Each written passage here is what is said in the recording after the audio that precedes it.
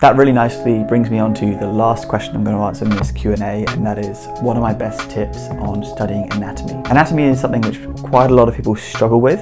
I think it's one of those, either you love it or you hate it.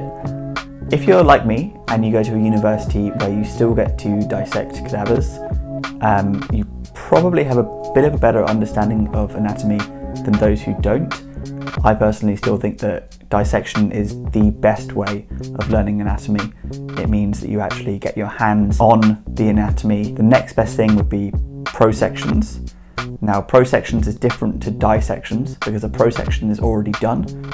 So it will be where you have access to an already dissected section of anatomy, and you can touch it, you can manipulate it, you can work out where things are and how things relate to each other. So that's really what anatomy is. Anatomy is not necessarily just learning the name of everything, but it's working out how the blood supply to that organ runs and where that venous drainage leads to. The biggest thing about learning anatomy is, for me, being able to kind of manipulate it in 3 dimensions, and so that you can imagine it in 3 dimensions. So after dissection, after prosection, I would say anatomical models would be kind of the third best way of learning anatomy.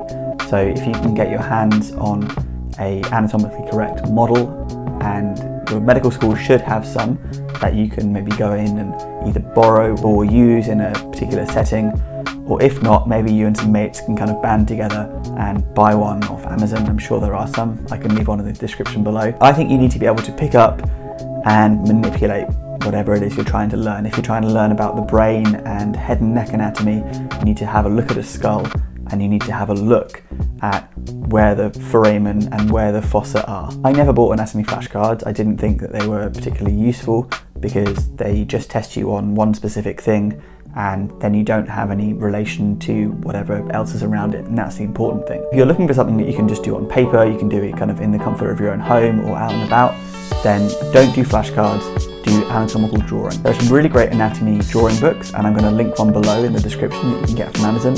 So maybe you can send that over to some friends, to some family, and they can get you for that for Christmas. But colouring books are a great way of kind of understanding where things are.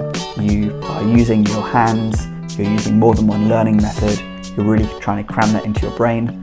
Even better than colouring books would be if you are a little bit artistic, and then either on an iPad or just on some paper, you can try and do some drawing of different muscle groups, or you can do some drawings of organs.